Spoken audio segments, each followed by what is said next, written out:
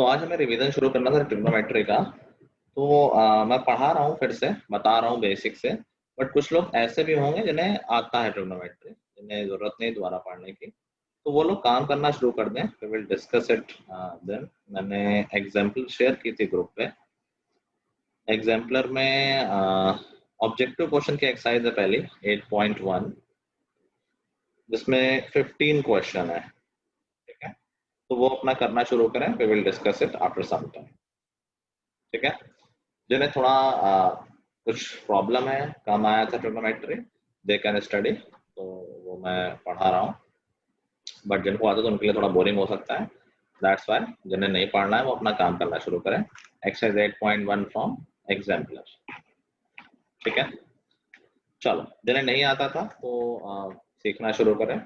तो हमारी जो ट्रिग्नोमेट्री थी that is totally based on right angle triangle. Class 10th में वैसे ऐसा होता नहीं है। ट्रिग्नोमेट्री किसी भी ट्रायंगल के लिए वैलिड है, किसी भी एंगल के लिए वैलिड है, बट उतना डीप में हमें नहीं जाना है, हमें सिर्फ राइट एंगल ट्रायंगल से मतलब रखना है। तो एक राइट एंगल ट्रायंगल में 3 साइड्स होती हैं, जिसमें जो सबसे बड़ी साइड होती है, जो राइट एंगल के सामने होती है, दैट इज हाइपोटेन्यूज, तो हम एच बोलते हैं इन शॉर्ट। बाकी 2 साइड्स होती हैं that is base and perpendicular. लोग लेट आ रहे हैं वो लिख लें। 8.1 एक्सरसाइज 1 कर लें जिन्हें नहीं पढ़ना है अभी। आई थिंक 8.1 एक्सरसाइज का ही तो नाम है, 8.1 फ्रॉम एग्जाम्पल। इतना लेट क्यों आ रहे हैं भाई सब लोग? ये फिर से सुन लो, जिन्हें पढ़ना है उन्हें मैं पढ़ा रहा हूँ फिर से, और जिन्हें नहीं पढ़ना है वो 8.1 एक्सरसाइज एग्जाम्पल से करना शुरू करते हैं। We will discuss it in today's class on. चलो, अब बाकी दोनों साइड्स में कौन सी साइड परपेंडिकुलर है, कौन सी साइड बेस है, दैट डिपेंड्स कि हम किस एंगल के रेफरेंस में बात कर रहे हैं। दोनों ही परपेंडिकुलर साइड एक जैसी हैं, दोनों ही जो 90 डिग्री बना रही हैं एक जैसी हैं। कोई फिक्स बेस नहीं है और कोई फिक्स परपेंडिकुलर नहीं है। तो हम जिस एंगल के रेफरेंस में देख रहे हैं, मान लो हम इस एंगल के रेफरेंस में देख रहे हैं, नाम दे देता हूँ ए बी सी। तो अगर हम सी के रेफरेंस में देख रहे हैं तो फॉर एंगल सी जो साथ में साइड लगी होती है एंगल के, उसको बोलते हैं बेस, और जो एंगल के ऑपोजिट साइड होती है उसको बोलते हैं परपेंडिकुलर, पी इन शॉर्ट, और बेस को बी इन शॉर्ट। ठीक है, अगर यही काम मैं इस एंगल से कर रहा होता, एंगल ए से देख रहा होता, एंगल ए के रेफरेंस में बात कर रहा होता, तो एंगल ए के रेफरेंस में जो साइड ए बी है वो बेस होगी, वो एंगल से लगी हुई है, और जो एंगल के ऑपोजिट साइड है मतलब बी सी, वो परपेंडिकुलर हो जाएगी। समझ गए बात? Yes sir. ठीक है, now there are 6 ratios defined.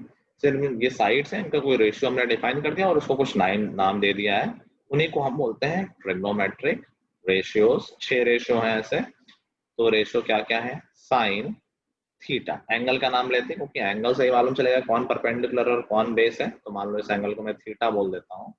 तो sine theta is defined as P by H, perpendicular by hypotenuse. Cos theta is defined as b by h, that is base upon hypotenuse, and tan theta is defined as p by b, मतलब perpendicular upon base। ठीक है, और ऐसे ही 3 ratio जो इनके reciprocal हैं। Sign के जो रेशियो है उसका अगर मैं रेसिप्रोकल लिख दूं, मतलब p अपॉन h की जगह अगर मैं h अपॉन p लिख दूं, तो उसको हम बोलते हैं कॉसेक। एंगल हमेशा लिखना है, ये दोनों चीजें सेपरेबल नहीं है, साइन और थीटा को कभी अलग नहीं कर सकते। Sign theta is complete one thing. ठीक है, ऐसे अगर मैं h और b और h का रेसिप्रोकल ले लूं, cos का रेसिप्रोकल ले लूं तो उसको बोलते हैं sec थीटा, और tan का रेसिप्रोकल ले लूं तो उसको बोलते हैं cot theta. So that's how these 6 trigonometric ratios are defined. ठीक है, सिंपल है, यहाँ तक सबको आ गया होगा I hope. Yes sir. For example अगर मैं कोई ट्रायंगल बना दूं, मान लो मैंने एक राइट एंगल ट्रायंगल बना दिया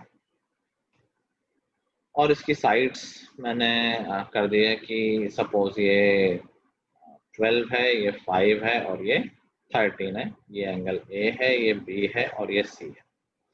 तो अगर मैं बात करूं cos ए क्या होगा, तो cos ए हो जाएगा, cos होता है बेस अपॉन हाइपोटेन्यूज। ए के लिए बेस क्या है? एंगल ए के रेफरेंस में 12/5. That would be 12/13। हाइपोटेनस में कभी कंफ्यूजन नहीं होता है, that is the longest side जो 90 के सामने है। अगर मैं बोल दूं cosec c, cosec कैसे डिफाइन है?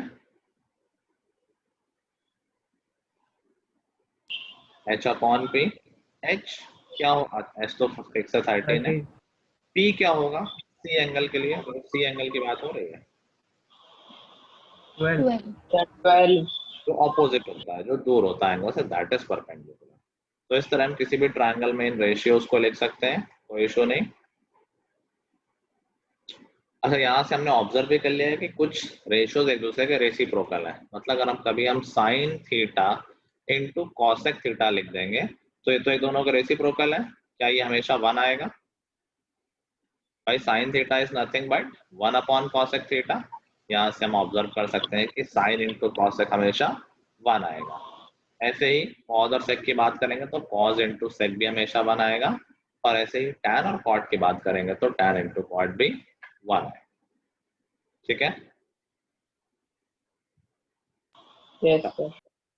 नेक्स्ट थिंग थी कि एक रेशियो गिवन है अगर ट्रिग्नोमेट्री का, तो can we find other ratios? तो answer is yes, if we know one ratio we can always find all the 6 ratios. ठीक है, सपोज हमें दे रखा है cos theta is equal to 3/5।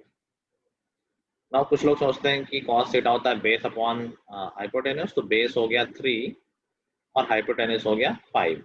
Ratio में डायरेक्ट वैल्यू नहीं होती है, अगर एग्जैक्ट टर्म में बात की जाए तो बेस 3 हो ऐसा जरूरी नहीं है, बेस इज 3x और हाइपोटेन्यूज इज 5x। ठीक है, तो हम पाइथागोरस थ्योरम का यूज करेंगे to find the third side. cos theta पता है, बेस को ले लिया 3x, हाइपोटेन्यूज को 5x, तो हमारा परपेंडिकुलर आ जाएगा using Pythagoras theorem, p square plus b square is equal to h square. ठीक है, तो वहां से हम p निकालेंगे तो वो 4x आ जाएगा। एक बार हमें तीनों साइड्स पता है फिर तो सारे रेशियो हम निकाल ही सकते हैं। मान लो हमें tan थीटा निकालना होता तो tan थीटा होता है p/b, तो 4x/3x, x कैंसिल हो जाएगा तो 4/3 आ जाएगा। ठीक है, sec थीटा निकालना है तो हमें पता है cos और sec रेसिप्रोकल होते हैं, अगर cos पता है तो sec उसका रेसिप्रोकल हो जाएगा 5/3। तो हमेशा ये बात दिमाग में रखो कि if we know one ratio we can find all the ratios। ठीक है, एनी डाउट सो फार? डन। आयुष क्या बात कर रहा है? आयुष कह रहा है पूरी एक्सरसाइज हो गई, इतनी छोटी थी क्या? एमसीक्यू ही तो थे, क्या सारे एमसीक्यू तो हो गए आसानी से। किए होंगे, यस सर, पर हो गया सारे। बाकी लोगों के भी होगा जो लोग कर रहे हैं। No, sir. तो आयुष को read करो, पढ़ लो साथ में। चलो, हाँ, तो अभी हमने सीखा कि अगर एक रेशियो पता होगा तो वी कैन से कि हमें सारे रेशियो पता है। नेक्स्ट थिंग थी ट्रिग्नोमेट्रिक टेबल। आई होप अभी तक सबको टेबल याद हो गई हो, कुछ लोग ऐसे भी होंगे जिनको अभी तक नहीं याद है। कौन कौन ऐसे मान लो, टेबल किसको नहीं याद है अभी तक? सबको याद है? अच्छे से सब अच्छे से होगी भाई, अपना चैप्टर पूरा खत्म हो गया है। ट्रिग्नोमेट्रिक टेबल मतलब ट्रिग्नोमेट्रिक रेशियोज हमें कुछ पता होते हैं इन द स्टैंडर्ड एंगल। हमारे स्टैंडर्ड एंगल्स क्या होते हैं? 0, 30, 45, 60 एंड 90। इस पे हमें सारे रेशियोज की वैल्यू याद रखनी होती है। कहने के लिए सारे रेशियोज याद रखनी है, वैसे तो एक से ही सारे बन जाते हैं या मैक्सिमम 3 से ही 6 बन जाएंगे।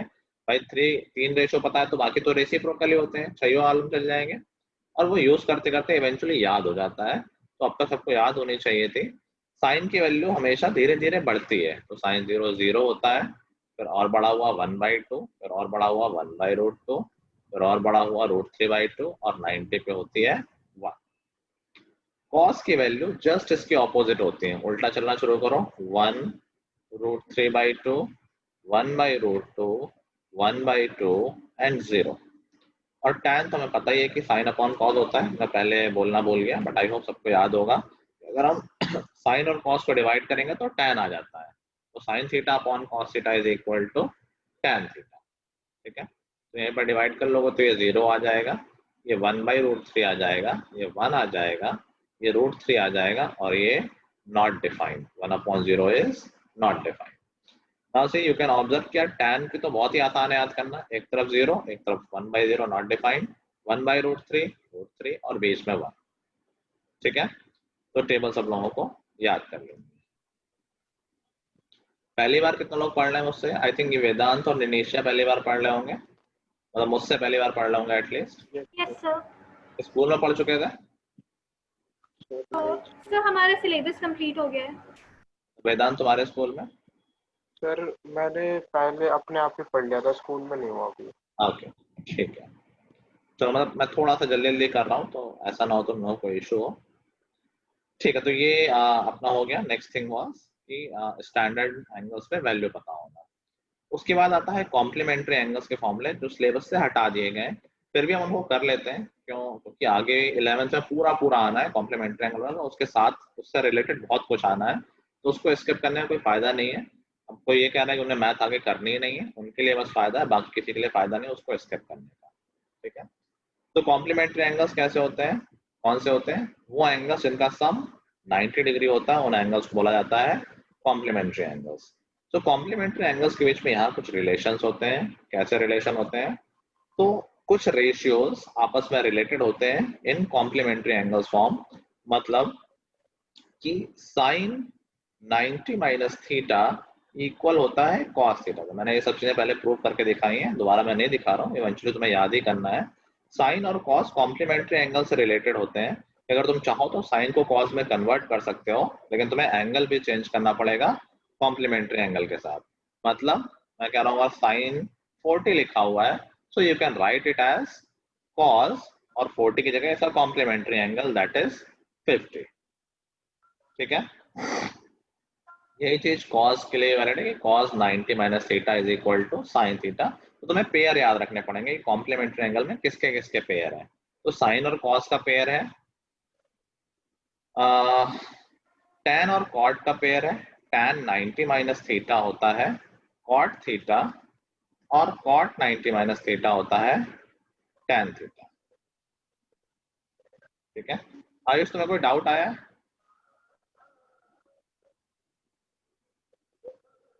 आयुष क्लास उसमें कोई डाउट आया एक्सरसाइज में? वो सब सारे हो गए। अच्छा, so you may leave the class, हम वही डिस्कस करेंगे। तो if you want to do something else you can, मैं पढ़ लूंगा ये। your choice।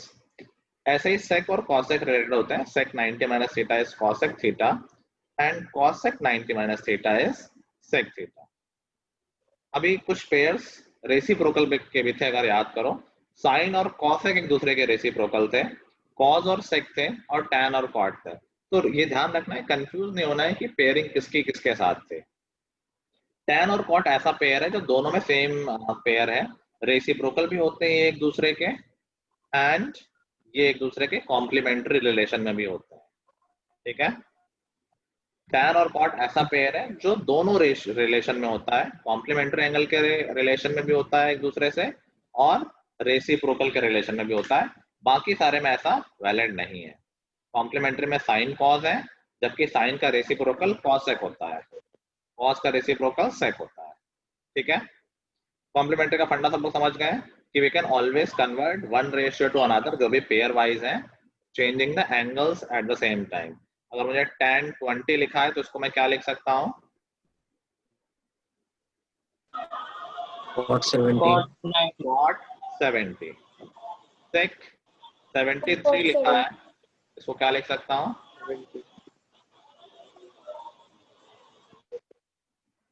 sec 73 को क्या लिख सकता है?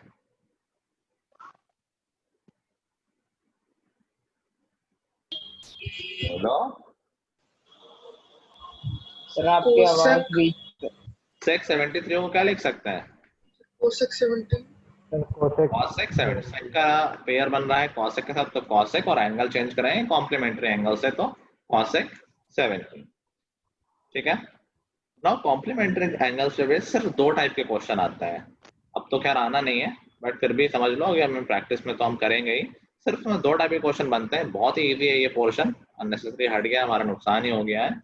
एक तो क्वेश्चन तब आएंगे जब नॉन स्टैंडर्ड एंगल लिखे होंगे, कुछ भी एंगल लिखे होंगे रैंडम, इनके स्टैंडर्ड के अलावा 20, 27, 38, 52 कुछ भी रैंडम लिखा होगा, ये एंगल्स हमेशा पेयर में होंगे। पेयर का मतलब क्या है कि हमेशा दो एंगल होंगे क्वेश्चन में जिनका सम 90 हो रहा होगा। These angles, these non-standard angles will always be in pair. इस तरह के क्वेश्चन आ सकते हैं 10, 2, 10, 49, 10, 41, 10, 88, sin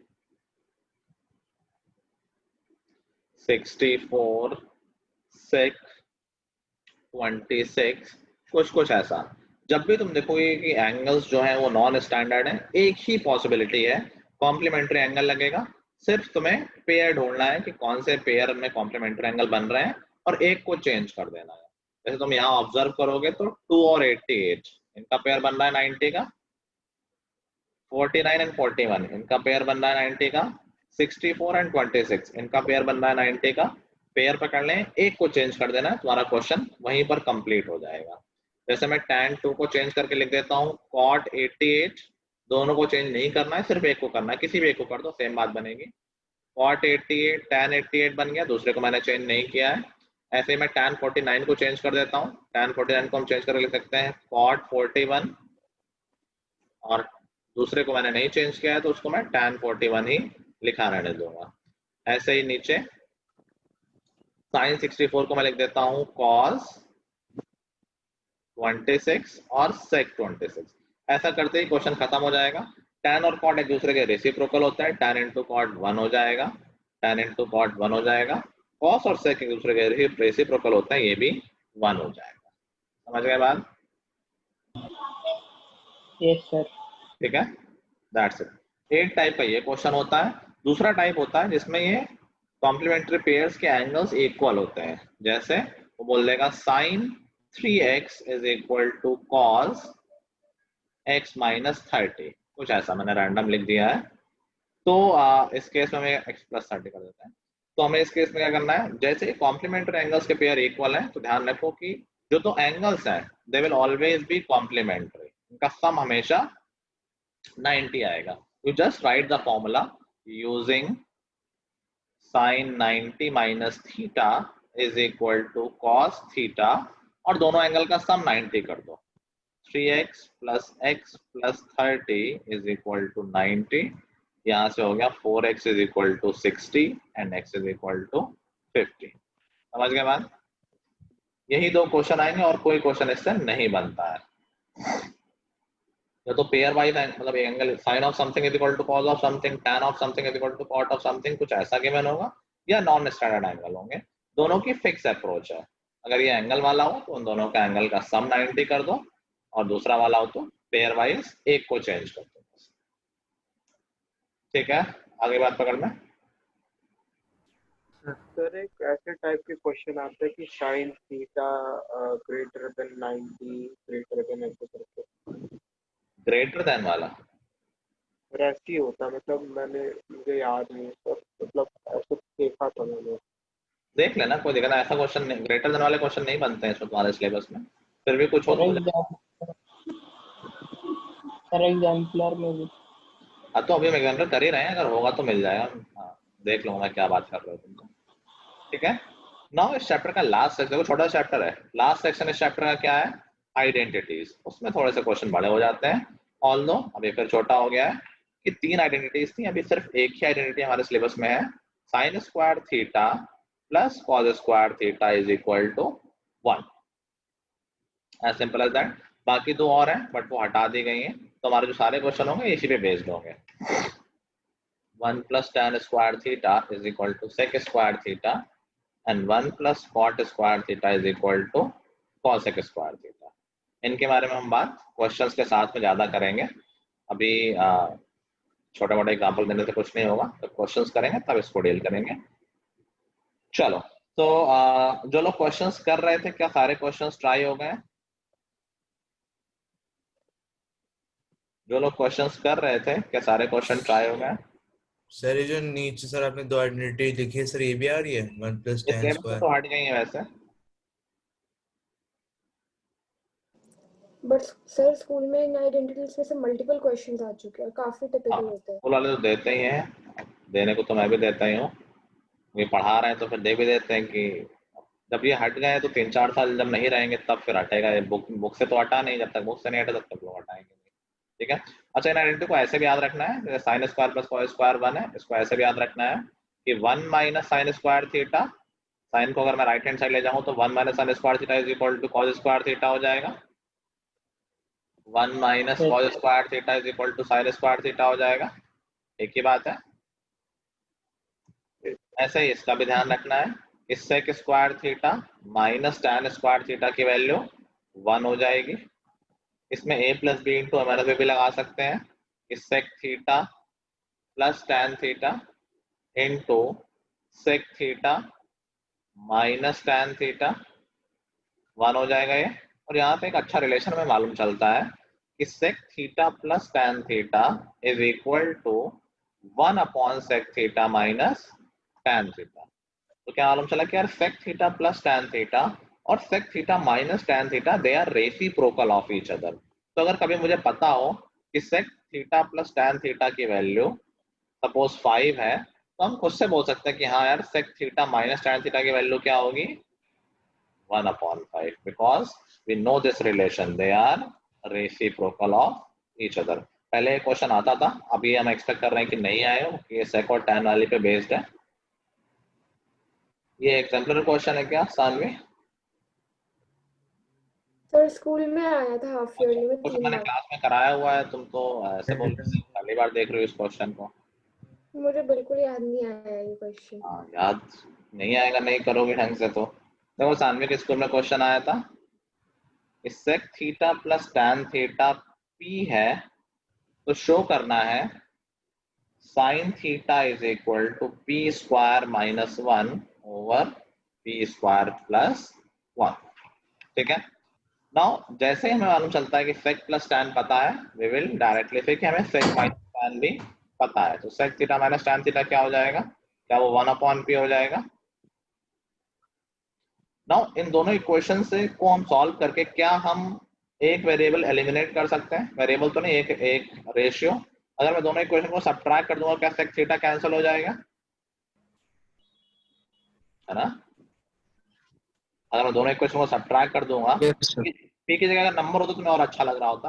अगर पी की जगह नंबर लिखा होता तो हमें यहाँ से अगर मैं सब्ट्रैक्ट करूंगा तो टैन थीटा की वैल्यू मिल जाएगी, सेक कैंसिल हो जाएगा, टैन की वैल्यू मिल जाएगी।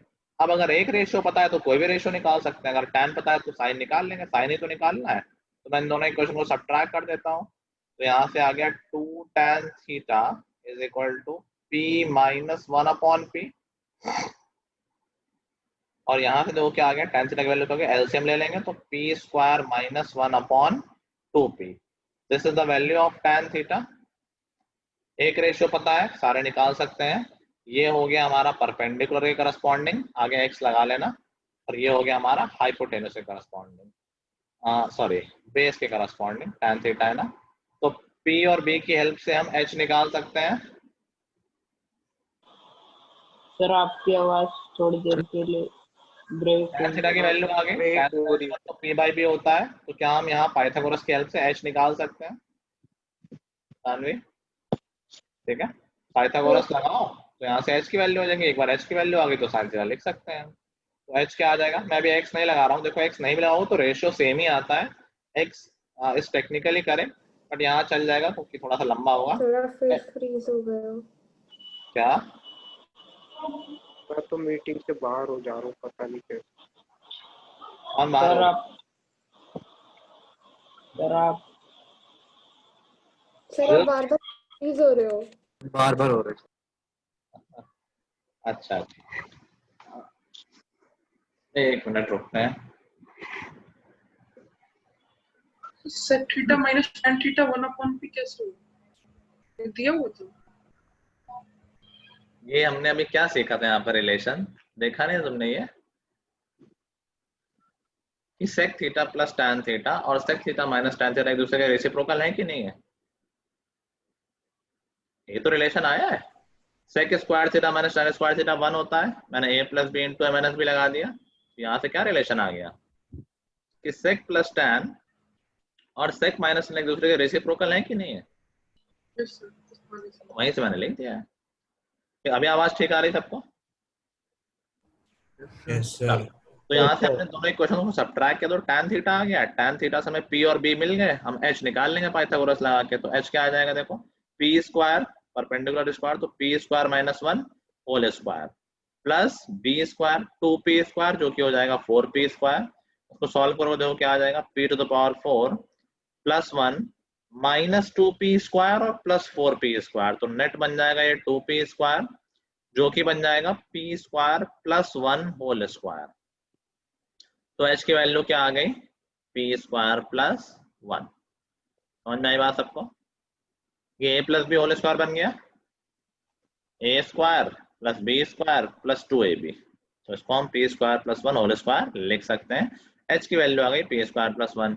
अभी tan थीटा पता है, sin थीटा लिख सकते हैं। sin थीटा हो जाएगा p बाई h, p की वैल्यू है p स्क्वायर माइनस 1 और h की वैल्यू है p स्क्वायर प्लस 1।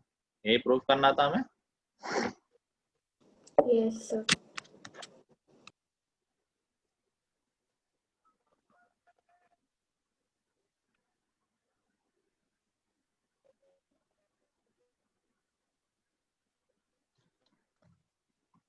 चलो, हमें पूछ रहा था जो लोग क्वेश्चन ट्राई कर रहे थे क्या उन्होंने सारे क्वेश्चन ट्राई कर लिए हैं? Do we have some doubts?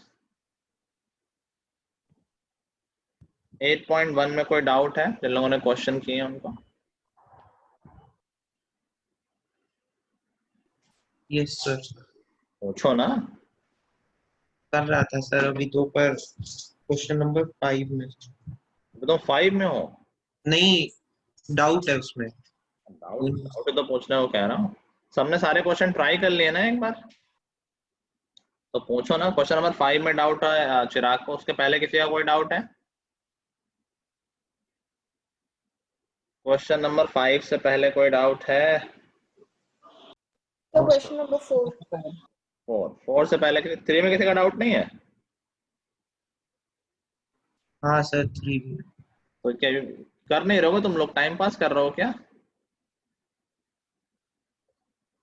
3 से पहले तो कोई डाउट नहीं है। कॉज इट 1 और 2 में तो डाउट नहीं किसी को, कोई हेजिटेट नहीं करना, किसी को हो तो पूछ लो। क्वेश्चन नंबर 3 देखते हैं। कह रहा है find the value of expression cosec 75 plus theta minus sec 15 minus theta. देखो, हाँ मैं कहना भूल गया कि सर सिर्फ ऑब्जेक्टिव क्वेश्चन 8.1 करनी है। हाँ 8.1 करनी थी बाकी लोगों को जो नहीं पढ़ रहे थे। इस साल ऑब्जेक्टिव क्वेश्चन काफी आ रहे हैं। इट इज हाईली लाइकली कि क्वेश्चन एग्जाम्पलर के ऑब्जेक्टिव एक्सरसाइज से हैं। ऑलरेडी ऑब्जेक्टिव क्वेश्चन इसमें है, तो ये सारी ऑब्जेक्टिव एक्सरसाइज बहुत अच्छे से करनी है हम सबको, ठीक है? पहले भी क्वेश्चन आ चुके हैं जो लास्ट ईयर ऑब्जेक्टिव पेपर बन रहा है, तो एग्जाम्पलर से क्वेश्चन आए हुए हैं क्योंकि ऑलरेडी और कहीं तो ऑब्जेक्टिव एक्सरसाइज है नहीं हमारी एनसीईआरटी में। So this becomes very very important now, इसकी एटलीस्ट ऑब्जेक्टिव एक्सरसाइज, ठीक है? Minus tan 55 plus theta plus cot 35 minus theta. ये क्वेश्चन देखते हैं दिमाग में कुछ आ रहा है क्या कि किस कॉन्सेप्ट पे बेस्ड हो सकता है? ये कॉम्प्लीमेंट्री। इस पे कॉम्प्लीमेंट्री कॉम्प्लीमेंट्री, क्योंकि स्टैंडर्ड एंगल नहीं है। फॉर श्योर ये कॉम्प्लीमेंट्री एंगल का क्वेश्चन है और कोई ऑप्शन नहीं है। हमारा काम होता है पेयर ढूंढना। क्या हम पेयर ढूंढ सकते हैं जिनका सम 90 हो, ऐसे एंगल्स? 75 और 15। 15। बिल्कुल, इन दोनों को ऐड करोगे तो 75 प्लस 15 90, थीटा और माइनस थीटा कैंसिल हो जाएंगे। ऐसे ही इन दोनों में देखो तो 55 प्लस थीटा और 35 माइनस थीटा, इनको भी ऐड करोगे तो 90 हो जाएगा, थीटा और माइनस थीटा कैंसिल हो जाएगा। तो these are complementary angles. Pair भी हमें मिल गए, इन दोनों का पेयर है, इन दोनों का पेयर है, एक को चेंज कर दो। तो हमने कहा चलो यार सेक को चेंज कर रहा हूं मैं, तो एक cos sec 75 प्लस थीटा है, माइनस सेक को चेंज करेंगे, सेक को चेंज करके हो जाता है cos sec, और एंगल क्या होता है, जो भी एंगल होता है 90 से माइनस करके लिखते हैं। 20 का 70 लिखते हैं ना, तो 15 माइनस थीटा को क्या लिखेंगे, 90 minus 15 minus theta, that would be 75 plus theta. अब देखो क्या है, दोनों सेम बन गए, हो जाएंगे कैंसिल। ऐसे ही अगले में तुम एक को चेंज करोगे वे भी सेम बन जाएंगे और ये कैंसिल हो जाएंगे, तो नेट आंसर हमारा 0 हो जाएगा। ठीक है, सच में ज्यादातर आंसर 0 या 1 में आते हैं। ज्यादातर आंसर ऐसे होते हैं 0, या तो सब कैंसिल हो रहे होते हैं प्लस माइनस में, या मल्टीप्लिकेशन डिवीजन में तो 1 ही आंसर आ जाता है। ठीक है, तो देखो ये भी एक स्मार्ट ऑब्जर्वेशन है। बाई चांस तुम्हें कभी कोई क्वेश्चन नहीं आ रहा है तो समझ जाना कि अरे कैंसिल होके, अगर कैंसिल हो रहा है तो 1 बच रहा होगा और प्लस माइनस हो रहा है तो 0 बच रहा होगा। ठीक है, this is the common sense कि अगर क्वेश्चन नहीं आ रहा तो कैसे स्मार्ट आंसर चूज करें, आंख बंद करके नहीं कि जहां पेन रख जाएगा वहां पर मैं चूज कर लूंगा, वो सारी ट्रिक नहीं लगानी है यहाँ पर। चलो नेक्स्ट डाउट, क्वेश्चन नंबर 4 में कुछ लोग डाउट पूछ रहे हैं, that is very very bad. Question number 4 is very easy. भाई नंबर ही तो नहीं दे रखे हैं, अगर तुमने फर्स्ट और सेकंड कर लिया है तो fourth is same as first and second, बस फर्स्ट और सेकंड में नंबर दे रखे थे, अभी नंबर नहीं दे रखे हैं। कह रहा है कि साइन थीटा है a बाई बी, तो कॉस थीटा क्या होगा। एक रेशियो पता है तो सारे रेशियो पता है। ठीक है, ये हो गया परपेंडिकुलर के करस्पॉन्डिंग और ये हो गया हाइपोटेन्यूज के करस्पॉन्डिंग। तुम डायरेक्टली भी इनको यूज कर सकते हो, लेकिन ये मानना मत कभी कि परपेंडिकुलर ए है, परपेंडिकुलर ए नहीं है, रेशियो में तुम्हारा वैल्यू सही दे देगा। तो हम क्या करेंगे कि हम कह देंगे यार hypotenuse square B square is equal to perpendicular square A square plus base square, base ही तो अननोन है। ठीक है, तो यहाँ से क्या आ जाएगा, base square is equal to B square minus A square, और बेस की वैल्यू क्या आ जाएगी, square root of B square minus A square. बस कॉस थीटा पूछा है, कॉस थीटा क्या होता है, बी बाई एच, बी आया है square root of B square minus A square, H हमें पता है बी है। ठीक है, तो this will be our correct option. अभी देखो इसमें बाई चांस को नहीं कर पा रहा है, डर गया है, तब भी जैसे cos थीटा हमें निकालना है, cos थीटा में डिनोमिनेटर में h होता है हाइपोटेन्यूज, sin थीटा में डिनोमिनेटर में h होता है, तो आर वी श्योर कि आंसर के डिनोमिनेटर में b ही आना चाहिए क्योंकि यही हाइपोटेन्यूज है।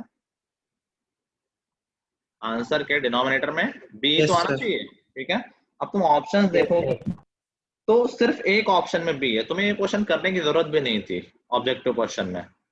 इफ यू प्ले स्मार्ट यार ऑप्शन आंसर के ऑप्शन में बी आना चाहिए, सिर्फ एक ही ऑप्शन ऐसा है, तो option C is the correct option. You save your time and you move on. समझ गए बात। नेक्स्ट डाउट है question number 5, it is a good question.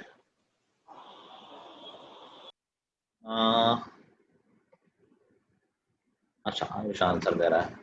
Question number 5 कह रहा है कि cos alpha plus beta is equal to 0 है, तो बताओ साइन अल्फा माइनस बीटा को क्या लिख सकते हैं। ठीक है भाई, अभी देखो इस क्वेश्चन को देख के कुछ समझ में आता नहीं है जनरली कि cos अल्फा प्लस बीटा 0 है, तो बताओ साइन अल्फा माइनस बीटा को हम क्या लिख सकते हैं। तो सबसे पहली बात कि cos अल्फा प्लस बीटा 0 है, इससे हमें क्या इंफॉर्मेशन मिल रही है। cos So called 90 है। cos की वैल्यू 0 कब होती है, जब एंगल 90 डिग्री होता है। That means alpha plus beta की वैल्यू 90 है, ये हम इंफॉर्मेशन निकाल सकते हैं। ठीक है, now what we can do, हमने ऑप्शंस देखे तो ऑप्शंस में या तो अल्फा आ रहा है या बीटा आ रहा है, दैट मीन्स क्या हम सब्स्टिट्यूशन कर सकते हैं। भाई हम यहाँ से कह सकते हैं कि अल्फा इज इक्वल टू 90 माइनस बीटा, या हम ये भी कह सकते हैं बीटा इज इक्वल टू 90 माइनस अल्फा। तो यहाँ से हमारा एक वेरिएबल गायब हो जाएगा, हमारा अल्फा या बीटा में आंसर आ जाएगा। वही हमारे ऑप्शंस भी ऐसे ही हैं, तो मैं अल्फा को लिख दे रहा हूँ 90 माइनस बीटा, आंसर आता है तो आता है, नहीं दूसरा वाला चेक कर लूंगा। तो अगर हम अल्फा को लिख देंगे 90 माइनस बीटा, तो देखो क्या बन जाएगा, ये साइन 90 माइनस 2 बीटा। अब साइन 90 माइनस थीटा क्या होता है, साइन 90 माइनस थीटा क्या होता है, cos cos थीटा। तो साइन 90 माइनस 2 बीटा क्या cos 2 बीटा हो जाएगा। ठीक है, हो गया काम। चलो नेक्स्ट आउट,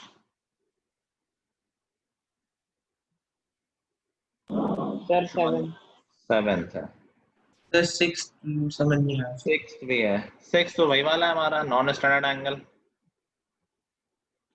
देखो 6 में क्या बोल रहा है, जिन्होंने नहीं किए थे वो लोग नोट कर लें, उनके पास सोल्यूशन आ जाएंगे, बाद में तो कर लेना। tan 1 tan 2 से लेके tan 89 तक है। अब देखो उल्टे सीधे एंगल है, एक ही कॉन्सेप्ट बचा, कॉम्प्लीमेंट्री एंगल। पेयर बना पा रहे हो चिराग? किसका किससे पेयर बनेगा? सर 89 का 1 से बनेगा। तो ऐसे कर लें, tan 1 tan 89, ठीक है। यस अगला यस क्या बनेगा? tan 2 88। tan 88, ऐसे ही चलता रहेगा। Yes sir. सोचो कहाँ तक बन पाएगा। तो बीच में tan, जैसे tan 40 आएगा आगे से, तो क्या पीछे से tan 50 मिल जाएगा उसको? यस सर बन रहा है, ठीक है। थोड़ा और बढ़ते हैं, 43, देखो एकदम बीचों बीच में क्या 45 आ जाएगा। 45 अकेला है, 45 को 45 तो मिलेगा नहीं दूसरा, नो सर। तो 45 के जस्ट 1 हो पहले जाएगा। tan 44 आ रहा है और 45 के जस्ट बाद है tan 46। ये पेयर बन पाएंगे यहाँ तक भाई, 1 से लेके 44 तक है और पीछे 89 से लेके 46 तक आ गए। अकेला बच गया है tan 45, उसको अकेला लिख दिया है। अब इन पेयर्स को सॉल्व कर लोगे, पेयर में एक को चेंज कर दोगे तो tan into cot 1 आ जाएगा। इन सारे पेयर्स की वैल्यू 1 आ जाएगी। Yes sir. और लास्ट में tan 45 तो स्टैंडर्ड ही होता है, उसको थोड़ी ना पेयर चाहिए। tan 45 की वैल्यू क्या आ जाएगी? 1 तो हमारा नेट आंसर हो गया 1। वेदांत अभी हम वो करेंगे आइडेंटिटीज, तब हम इन क्वेश्चंस को सॉल्व कर लेंगे। ये तो आई थिंक एनसीईआरटी क्वेश्चन ही है वैसे, ठीक है। नेक्स्ट डाउट है हमारा क्वेश्चन नंबर 7। ये मैंने अभी जस्ट बताया था कि जब भी कॉम्प्लीमेंट्री एंगल्स इक्वल हो, देखो साइन और कॉस कॉम्प्लीमेंट्री पेयर है, दे रखा है cos 9 alpha is equal to sin alpha. cos और 9 मैंने बताया दो ही तरह के क्वेश्चन है, तो नॉन स्टैंडर्ड एंगल या पेयर इक्वल वाले। इसमें क्या करना होता है हमें? 9 alpha plus alpha is equal two angles का सम 90 रहता है, तो बस फॉर्मूला लिख देना, using cos 90 minus theta is equal to sin theta, 9 alpha plus alpha is equal to 90, 10 alpha is equal to 90, alpha is equal to 9, ठीक है। Yes, पर yes. सर एक बार ऑप्शन देख लो, ऑप्शन कौन सा। 1 होगा ना? अरे tan 5 अल्फा पूछा है, 1 होगा। Yes sir. 1 होगा ऑफ कोर्स। tan 5 अल्फा हो जाएगा tan 45, tan 45 1 होता है। हाँ, वेदांत जो नॉर्मल आइडेंटिटीज हैं इन अलजेब्रा की वो तो लगेंगी ही लगेंगी। ट्रिग्नोमेट्रिक आइडेंटिटी हमारे सिलेबस में सिर्फ एक ही बची है अभी, sin square theta plus cos square theta is equal to 1, ठीक है। यहाँ a cube plus b cube शायद लगता है, तो वो तो लग ही सकता है। जो हमारी पुरानी आइडेंटिटीज है अलजेब्रा की, they can be used anywhere, ठीक है। और अभी इनके प्रैक्टिस करेंगे, डोंट वरी अबाउट इट। आज पहली ही रिवीजन क्लास है, तो अभी छोटे छोटे क्वेश्चन कर रहे हैं। Next out So question 9. Question 9। This is very important question. ये लास्ट ईयर आया था, लास्ट ईयर बोर्ड में आ चुका है। आई थिंक मैंने इसकी स्टोरी बताई होगी। एक लड़की ने मुझसे सुबह सुबह पूछा था, मैं सो रहा था, मैं रिप्लाई नहीं कर पाया था और फिर उसके एग्जाम में आ गया था और वो नहीं कर पाई थी। सो दिस वाज सैड, लेकिन क्या ही कर सकते हैं, मेरी गलती नहीं है उसमें। सुबह सुबह थोड़ी बोर्ड की सुबह पूछा, बताओ, पूरा साल नहीं पूछा।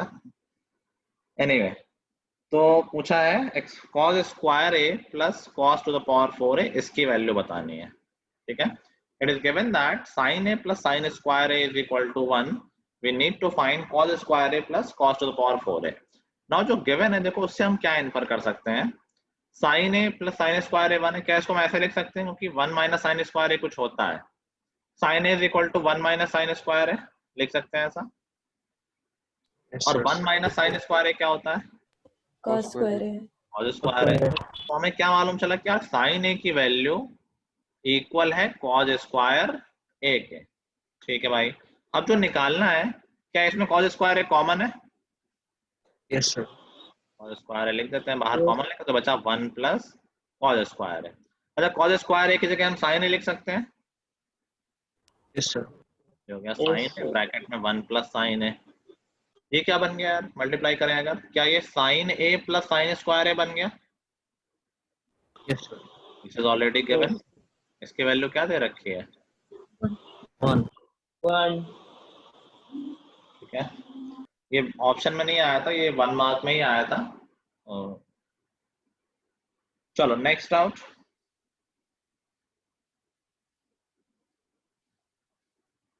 नेक्स्ट आउट जैसे जैसे क्लास बढ़ती है चेहरे गायब होते जाते रहते हैं। सनी का तो चेहरा दिखा ही नहीं पूरी क्लास में, सस्पेंड होगा ये बहुत जल्दी।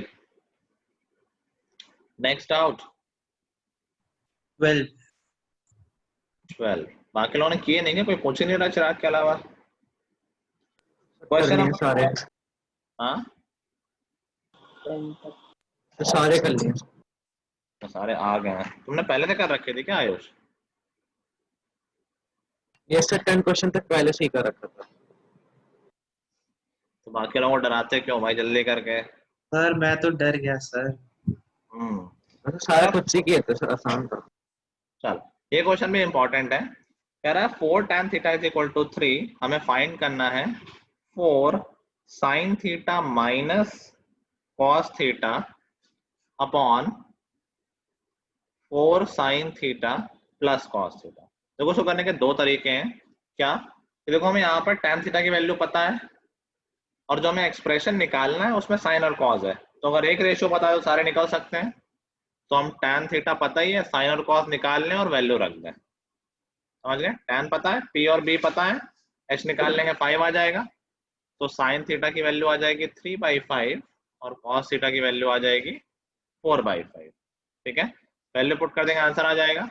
एक और तरीका क्या है कि मैं इस एक्सप्रेशन में ऊपर और नीचे कॉस से डिवाइड कर दे रहा हूँ। ऊपर और नीचे दोनों में कॉस से डिवाइड कर रहा हूँ। तो देखो क्या हो जाएगा, साइन अपॉन कॉस tan बन जाएगा 4 tan theta, minus cos upon cos 1 हो जाएगा, अपॉन नीचे भी साइन अपॉन कॉस tan बन जाएगा और कॉस अपॉन कॉस 1 हो जाएगा। और tan थीटा की वैल्यू ऑलरेडी गिवन है, वो रख दो। सेम ही बात है, जैसे भी अच्छा लगे वैसे कर लो। ठीक है, यस समझ में आ गया ना? यस चलो नेक्स्ट क्वेश्चन। नेक्स्ट सर आगे देख नहीं पाया उसका। सर इसका आंसर 1/2 आंसर तो किस जगह गिवन यस ही सर 1/2। 1/2। सर 5 मिनट दे दो तो आगे देख लो, दो कर नहीं पाया। 5 मिनट ले लो। या मैं आगे बता देता हूँ कि क्या करना है, जल्दी खत्म कर सकते हैं आज क्लास। 8 हाँ सर पॉइंट तीनों बता दो, क्या? तीनों बता दो, तीनों? बता दो हो जाएगा। और तीनों में बता दो, तुम कुछ ना करो। 8.2 ट्रू फॉल्स की एक्सरसाइज है। इसमें कुछ क्वेश्चंस एप्लीकेशन के भी हैं क्योंकि इसमें एग्जाम्पलर में एक ही चैप्टर है, दोनों में मिक्स क्वेश्चन है, तो अभी उसके क्वेश्चन छोड़ देंगे। ठीक है, 8.2 में कुछ क्वेश्चंस एप्लीकेशन वाले उनको छोड़ देना, ट्रिग्नोमेट्री वाले क्वेश्चन कर लेना। तो 8.2 कंप्लीट करनी है। देन आज क्या डे है हमारा? फ्राइडे, संडे है ना। 8.3 भी दे दें। सर टेस्ट है। सर कई एग्जाम क्वेश्चन तो स्टार्ट वैसे भी उसके हैं एप्लीकेशन के, तो वो वैसे भी छोड़ ही देने हैं तुम्हें। या फिर ऐसा करते हैं, तो वो सामने तुम्हारा वाला क्वेश्चन इसका एग्जाम्पलर का ही है जो तुमने पूछा था। 8.4 में है पहला क्वेश्चन। हाँ मैं लिख देता हूँ, रुक जाओ। 8.1 तो जिन्होंने अभी जो पढ़ रहे थे उनको तो कंप्लीट करनी है। 8.2 पूरी करनी है। ट्रू फॉल्स बहुत जल्दी हो जाते हैं, छोटे से क्वेश्चन होंगे। 8.3 में ऐसा करना, क्वेश्चन नंबर 1 से 5 कर लेना। ठीक है, ये आई थिंक बहुत ज्यादा नहीं होगा, कम भी नहीं होगा। ठीक है, तो जो कहाँ से पढ़ रहे थे उनके लिए ऑब्जेक्टिव क्वेश्चन एक्स्ट्रा है, मैंने करा भी दिया, तब भी खुद से एक बार कर लेना। और जो नहीं पढ़ रहे थे उनको लिए तो काफी कम हो गया ये। ठीक है, तो हम ऑब्जेक्टिव के लास्ट क्वेश्चन में डिस्कस कर लेंगे कि मैं बता ही दूंगा तुम लोग ट्राई क्या करोगे फिर। ठीक है, यस तो अब सर। टेबल याद कर लेना। अब देखो टेबल एकदम रटी होनी चाहिए सबको। अब इतना टाइम हो गया है बहुत, अब इसमें आलस या कुछ ऐसा नहीं होना चाहिए यार। इतना टाइम हो गया, कितनी बार कहा जाएगा एक बार? तुम्हारे एग्जाम भी हो गए स्कूल में, यहाँ भी टेस्ट हो गया, अभी भी नहीं याद करोगे फिर तो बिल्कुल ही पढ़ना ही बेकार है। तो ही कर रहे हो, कुछ लोग कहीं जबरदस्ती कराया जा रहा है, तो हम तो कहीं करना था। एनीवे जबरदस्ती भी कराया जा रहा है तो कर तो रहे हो, तो अच्छे से कर लो। चलो आज के लिए इतना ही करेंगे, फिर आगे हम इसे कंटिन्यू करेंगे, 1-2 क्लासेस में और रिवीजन कर लेंगे। सो आई होप ये चैप्टर अपना एकदम पक्का हो जाएगा सबका।